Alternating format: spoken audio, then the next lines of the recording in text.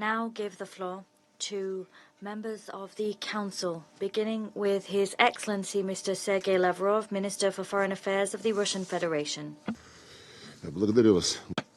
Thank you, Mr. President. Thank you for giving me the floor.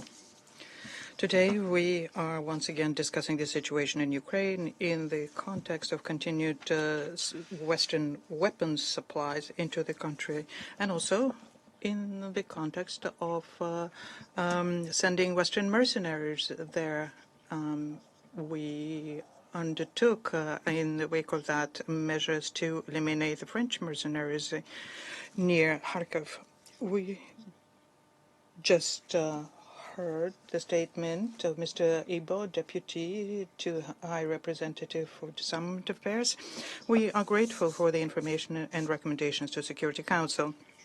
Today, the absolute majority of unbiased experts see very clearly that the key factor which impedes ways towards a peaceful settlement of the Ukrainian crisis is a continued support on the part of the West to the regime in Kiev. And despite the fact that it is obviously in agony and it is incapable of attaining the goal set to itself, namely to inflict strategic defeat on Russia or, as is being said recently, to at least weaken my country. The reality is such that despite the complete failure of UAF on the battlefield, the Western patrons of the Kiev regime continue pushing them. They're maniacal in this. They continue pushing them towards continuing with a senseless military confrontation. And this is done under the guise of false words, saying that the crash of the Zelensky regime would be an existential threat for the Ukrainians and that Russia wants to subjugate them. Those who look deeply into the genesis of the Ukrainian crisis can see very clearly that such statements contain not an iota of truth. Russia began the special military operation in February 2022, and it wasn't against Ukraine and it wasn't against the Ukrainian people. We are still linked by brotherly ties with them, and it's not a coincidence that after 2014, in Russia, almost 7 million Ukrainians found salvage there.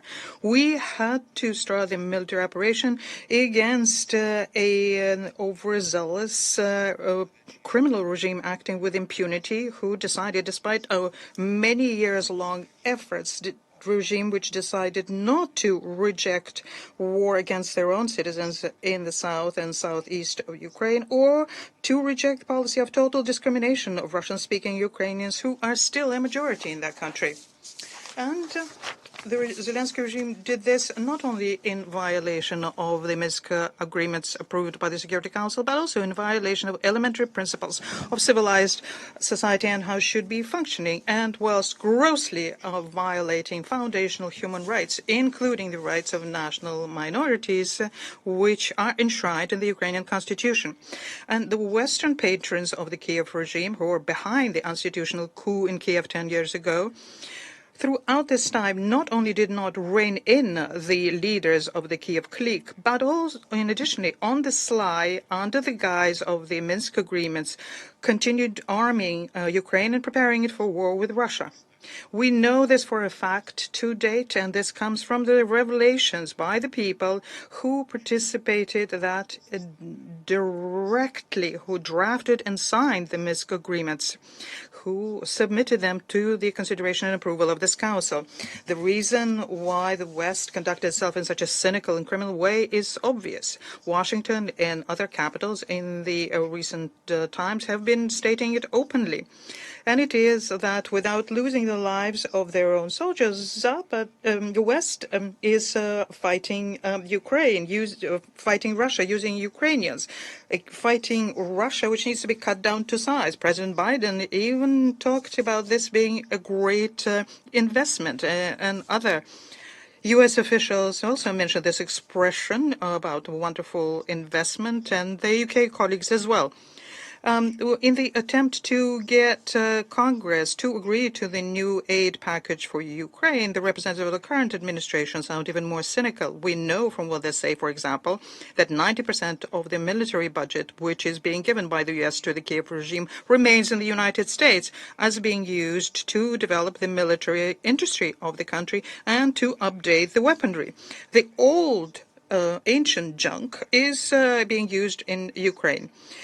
Most of major Ukraine plants and factories, for example, those which are manufacturing lithium, have been sold to the Americans. And the arable lands are under an indefinite lease at very, very low prices. One very good example here is the Soros entity received black topsoil lands for the purpose of burying their Western chemical waste. Mr. Blinken, Secretary of State of the United States, emphasizes that continuing assistance to Ukraine is a guarantee of creating new jobs in the United States. It's as though he's talking not about financing a war which already resulted in hundreds of thousands of people's lives lost in Ukraine, but about a profitable business venture. The Europeans, and I'm referring to the common sense thinking part of that, the Europeans should wake up and understand that using the Zelensky regime, the United States are not only waging a war against Russia, but they're also dealing with the strategic issue of drastically weakening Europe as their economic competitor. Washington undermined its energy independence. It's triggered dangerous crises tendencies in European economy and the social sphere. I'm not dwell too much even on the issue of the act of terror on the Nord Stream. The United States are blocking any attempts to conduct an honest international investigation of that, and current European leaders in Germany, first and foremost, are obediently silent. They have resigned themselves to this kind of public humiliation. At the same time, most of the members of the European Union continue obediently doing what Washington is telling them. When they supply new weapons to Kiev, they're emptying their own arsenals, which will be replenished through buying what is manufactured by the American military-industrial complex. And the Europeans will be forced to find enough money for that. The death merchants are not put off by the fact that their weapons, including cluster munitions and depleted uranium weapons, are being used methodically, mercilessly, and intentionally, knowingly, to strike civilian infrastructure. This was the case during the strikes against residential areas in Belgorod on the 30th December, and yesterday against the markets and shops in Donetsk. The blood of dozens of killed civilians is on the conscience of those who's arming Zelensky, and is saying at the same time that the authorities in Kiev can themselves determine what the goals for their strikes will be. We remember how the Anglo-Saxons, without any military need for that, bombed Dresden in the February 1945. How relatively recently, Mosul in Iraq and Raqqa in Syria were razed to the ground. And now they have very worthy successors for their barbaric terrorist methods. The long pumping by weapons of the corrupt Zelensky regime has one more dangerous aspect. The desire to get maximum benefit from the conflict is obvious because in Kiev, the authorities are simply reselling some of Western weapons on the black market. You can find such announcements on the dark net. It's difficult to agree that this is being done without Western merchants because one hand washes the other.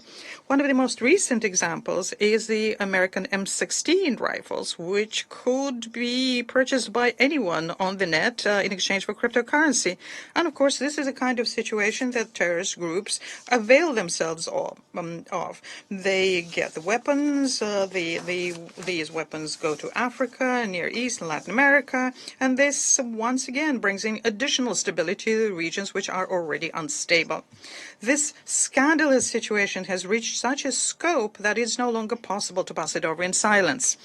Even the United States has to officially acknowledge this problem. In the recent report issued by Pentagon talks about the diversion of weapons which had been intended for the Ukrainian armed forces, and the amount here is in excess of $1 billion, and I'm sure that is a modest assessment.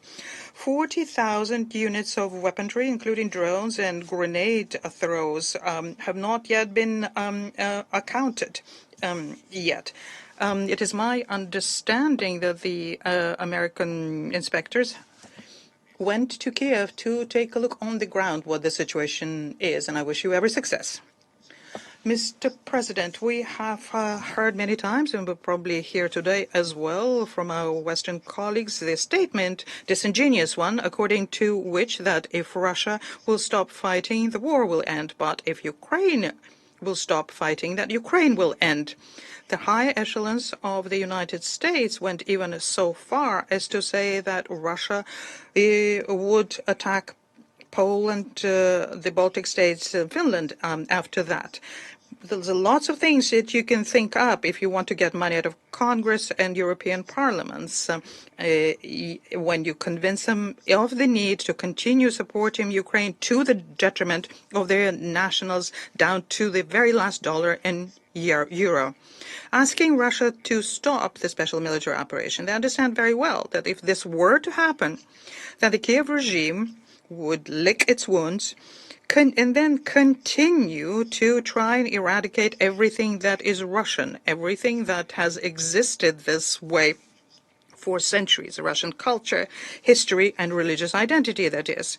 The Zelensky regime would continue pushing something that's foreign for the people, namely rabid nationalism, and glorify those who, together with the Nazis, was destroying during the World War II hundreds of thousands of Jews, Roma, Russian, Poles, and Ukrainians. The dictatorship would be strengthening, the fight with the opposition would continue in any kind of dissent, and there would be many more political prisoners. And the Western democracies would continue just close their eyes to this spectacle and keep silent, the way they're doing now, even after a U.S. citizen, a journalist, Gonzalo Lira, was tortured to death in the prison of the Ukrainian Security Service. And his crime was that he was publishing objective materials which are critical of Zelensky. Has anyone in the West, especially in the United States, any official has said anything about this death? No. And the Western delegations today and the representative of the Kiev regime will probably not find the courage to comment on this yet another outrageous crime by Zelensky and his clique. Instead of that, we'll hear about Russian aggression and statements that the Kiev regime will be supported. And the lies and the cravenness of its patrons has shown very clearly in the underhanded stage performance in April in Bucha, and our numerous requests to provide us with at least the names of those who supposedly was killed by the Russian service personnel were left without any reaction. I've approached the Secretary General with this several times. There was no reaction. He is simply not allowed to even try and establish what the truth is, because the truth will show up the Western puppeteers.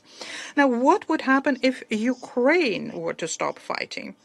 Hundreds of thousands of people who are currently being hunted for in the streets, in bars and churches, and the intention is to throw them as cannon fodder to die to protect the Western geopolitical interests. Their lives would be spared.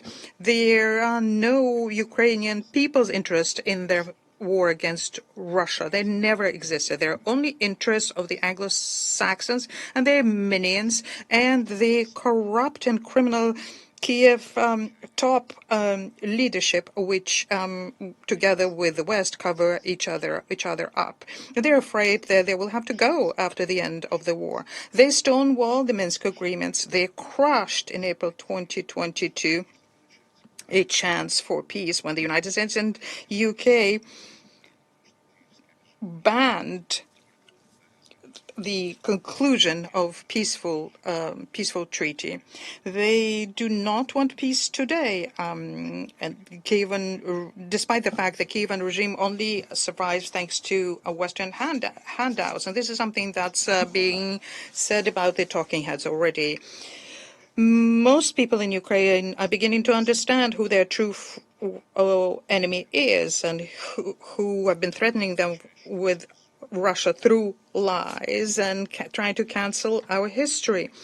And this change in the consciousness is being seen in the social networks. Despite censorship, a truth will out about people, how people live in Crimea and other territories reunited with Russia. And despite the predictions of the Kiev propagandists, Russia and Ukrainians live together in peace. New authorities are dealing with people's issues and not lining their pockets. And the contrast here is obvious. So that is why in Ukraine and the West, this information is being suppressed. It's dangerous because it shows how Russians and Ukrainians can and should live under conditions where the West is not allowed to interfere into the relationship between brotherly peoples and not to act as an old, as a colonizer and try to pit the two people against each other. And as brothers and good neighbors should, they will live after the end of this special military operation, which will implement its goals either militarily or peacefully. And we never gave up on the peaceful resolution. We're always ready to negotiate. Negotiate not about how to keep the leadership of the Kiev regime in place, but about overcoming the inheritance of a decade-long destructive looting of the country and violence against the people, on removing the reasons for the tragic Ukrainian situation. Any other peace plans and formulas and platforms which the Kiev regime and its masters keep presenting have nothing to do with peace and are only used as cover to continue war and continue getting money from Western taxpayers. It is unfortunate that the UN Secretariat is risking its reputation when it participates in an absolutely surreal so-called Copenhagen format. All of these formulas are a road to nowhere, and the sooner Washington, London, Paris, and Brussels realize this, the better for Ukraine and the West. The West, for whom the crusade against Russia has already created clear reputational and existential risks. My advice is to heed this and take notice of this before it's too late. I thank you for your attention.